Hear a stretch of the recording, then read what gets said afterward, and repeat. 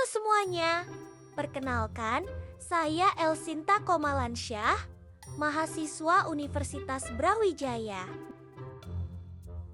Dalam video animasi ini, saya akan membahas topik administrasi pembangunan, yaitu bagaimana administrasi publik berperan dalam proses pembangunan suatu negara. Topik ini penting karena pembangunan bukan hanya soal ekonomi dan infrastruktur, tetapi juga menyangkut tata kelola pemerintahan, pelayanan publik, dan keberlanjutan di masa depan.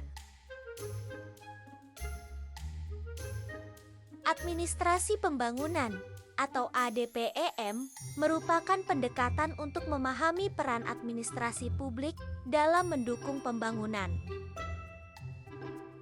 Pada masa awal pasca kolonial, pembangunan sering dipandang sebagai janji kesejahteraan dan kemajuan. Namun, seiring waktu, muncul kesadaran bahwa pembangunan bersifat kompleks dan multidimensional. Oleh karena itu, administrasi pembangunan berkembang menjadi lebih realistis dengan menekankan keterbatasan sumber daya dan pentingnya strategi adaptif.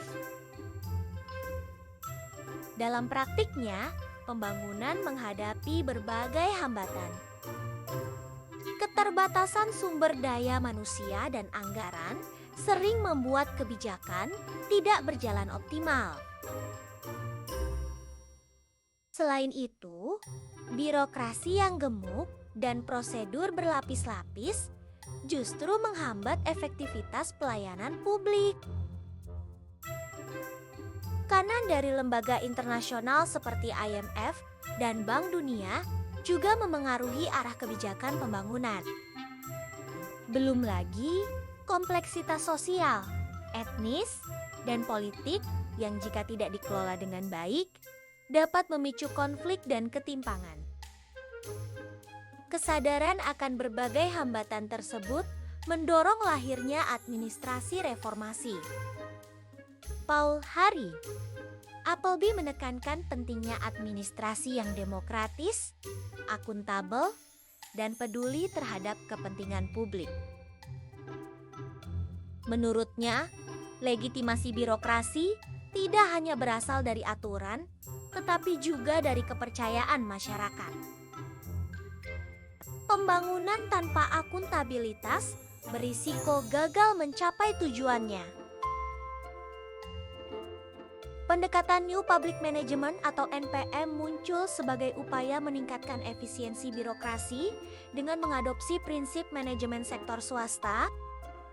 NPM menekankan pengurangan biaya, pengukuran kinerja, serta sistem insentif. Prinsip 3Es Economy, efisiensi, dan effectiveness menjadi dasar dalam reformasi birokrasi.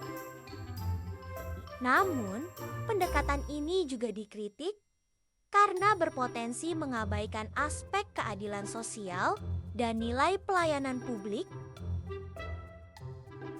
Tekanan eksternal melalui kebijakan Structural Adjustment Programs atau SAPS mendorong privatisasi dan pengurangan peran negara.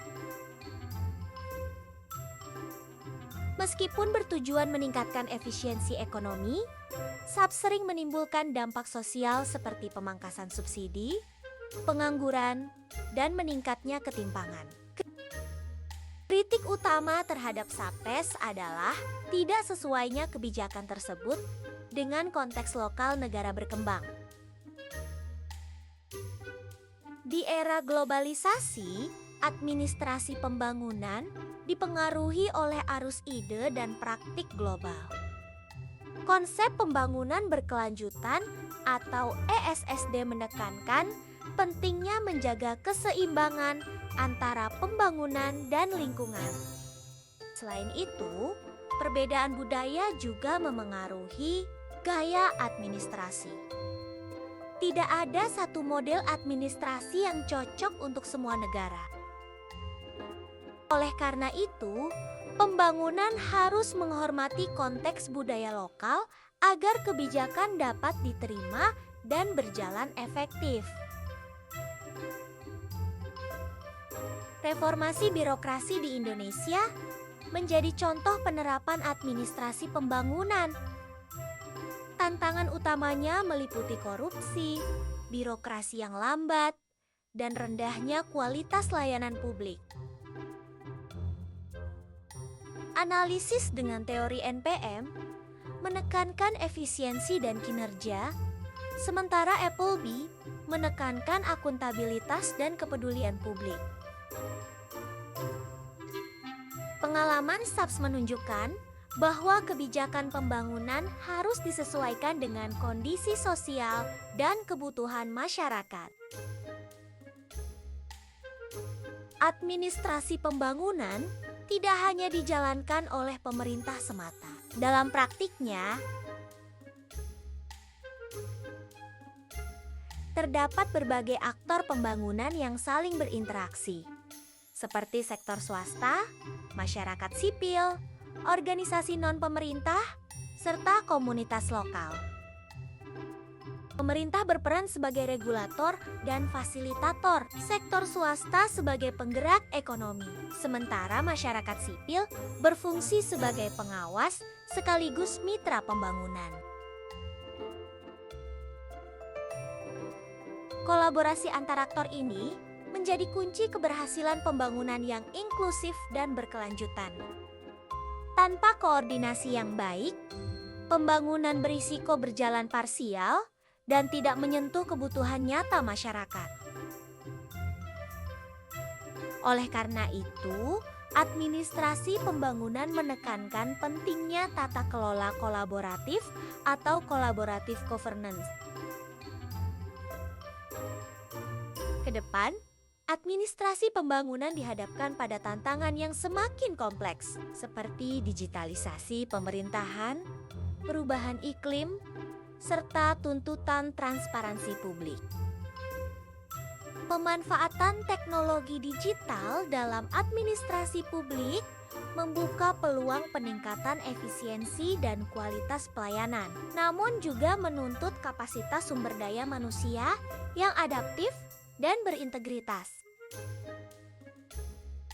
Administrasi pembangunan masa depan tidak hanya berorientasi pada pertumbuhan, tetapi juga pada keadilan sosial, keberlanjutan lingkungan, dan partisipasi masyarakat. Dengan pendekatan yang kontekstual dan humanis, pembangunan diharapkan benar-benar mampu meningkatkan kesejahteraan bersama. Saya ingin berbagi tentang mini project saya yang berjudul Pengelolaan Sampah Kota Berbasis Komunitas. Yuk, kita lihat bagaimana komunitas bisa berperan besar dalam menciptakan kota yang bersih dan berkelanjutan. Masalah sampah di kota semakin meningkat setiap tahunnya. Tempat pembuangan akhir makin penuh, pencemaran lingkungan bertambah, dan kesadaran masyarakat untuk mengelola sampah masih rendah. Kondisi ini tentu jadi tantangan besar bagi kita semua. Dari permasalahan itu, saya merancang program yang bertujuan untuk mengurangi jumlah sampah di TPA, meningkatkan partisipasi warga, dan mewujudkan kota yang bersih, sehat, serta ramah lingkungan. Langkah pertama adalah edukasi. Kita perlu membangun kesadaran sejak dini bahwa sampah bukan hanya masalah, tapi juga tanggung jawab bersama. Kegiatan sosialisasi bisa dilakukan di tingkat RT, sekolah, bahkan tempat ibadah. Kader lingkungan dibentuk untuk mengajarkan cara memilah sampah organik dan anorganik. Sampah organik bisa diolah jadi kompos, sedangkan sampah anorganik bisa dijual atau didaur ulang. Dari edukasi sederhana inilah muncul budaya baru, budaya peduli lingkungan. Langkah kedua adalah kolaborasi antar pihak. Pemerintah tidak bisa bekerja sendiri. Perlu keterlibatan komunitas, lembaga swasta, dan warga agar pengelolaan sampah bisa berjalan efektif. Pemerintah menyediakan fasilitas dan kebijakan yang mendukung. Komunitas mengelola bank sampah dan melakukan pendampingan. Sedangkan swasta dapat ikut berkontribusi lewat program CSR dan inovasi daur ulang. Dengan sinergi ini, pengelolaan sampah bukan hanya menjadi kewajiban, tapi menjadi gerakan bersama. Langkah berikutnya adalah inovasi digital. Kita hidup di era teknologi, jadi pengelolaan sampah pun perlu mengikuti perkembangan zaman. Bayangkan sebuah aplikasi bank sampah digital di mana masyarakat bisa menabung sampah, melihat nilainya secara langsung, dan menukar poin yang didapat dengan kebutuhan sehari-hari. Selain memberi insentif, aplikasi ini juga membantu pemerintah memantau data pengelolaan sampah secara real-time. Digitalisasi membuat gerakan lingkungan menjadi lebih modern dan berkelanjutan. Dari semua langkah tadi, ada banyak manfaat yang bisa dirasakan. Pertama, berkurangnya pencemaran lingkungan. Kedua, meningkatnya kesadaran masyarakat untuk menjaga kebersihan. Dan yang paling menarik, pengelolaan sampah juga bisa menciptakan nilai ekonomi baru. Sampah plastik yang dikumpulkan bisa dijual, sedangkan kompos bisa dimanfaatkan untuk pertanian kota. Inilah contoh nyata pembangunan berkelanjutan ekonomi, sosial, dan lingkungan berjalan seimbang. Sebagai mahasiswa, saya belajar bahwa pembangunan bukan hanya soal teori, tapi juga soal sikap dan tindakan. Sebagai generasi muda, kita memegang tanggung jawab moral untuk menjadi bagian dari solusi.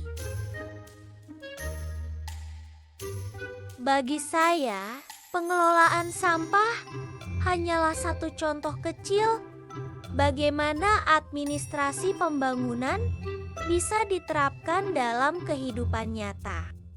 Karena perubahan besar seringkali dimulai dari langkah kecil yang kita lakukan dengan konsisten. Mulai dari memilah sampah di rumah, menegur teman yang buang sampah sembarangan, atau sekadar ikut gotong royong setiap minggu. Itu semua bagian dari tanggung jawab kita terhadap lingkungan. Saat ini, kita sedang menghadapi krisis lingkungan yang serius, perubahan iklim, polusi, dan eksploitasi sumber daya alam. Kalau kita terus mengabaikannya, masa depan kita yang akan menanggung akibatnya. Sebagai calon pemimpin masa depan, kita harus berani menjaga keseimbangan antara pembangunan ekonomi dan kelestarian alam. Pembangunan yang tidak ramah lingkungan bukanlah kemajuan, melainkan kemunduran yang ditunda.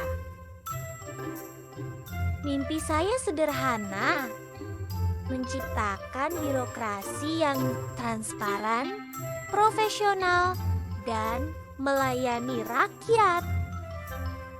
Saya ingin melihat Indonesia yang inklusif, di mana setiap orang mendapat kesempatan yang sama. Indonesia yang adil di mana hasil pembangunan dinikmati bersama dan Indonesia yang berkelanjutan di mana kemajuan berjalan seiring dengan kelestarian alam. Saya percaya jika kita semua bergerak bersama, Indonesia masa depan akan menjadi bangsa yang maju, bersih, dan peduli lingkungan. Terima kasih sudah menonton mini project saya. Semoga lewat karya kecil ini kita semua bisa lebih sadar bahwa menjaga lingkungan bukan tugas segelintir orang, tapi tanggung jawab bersama. Sampai jumpa dan tetap semangat untuk membangun Indonesia yang lebih baik. See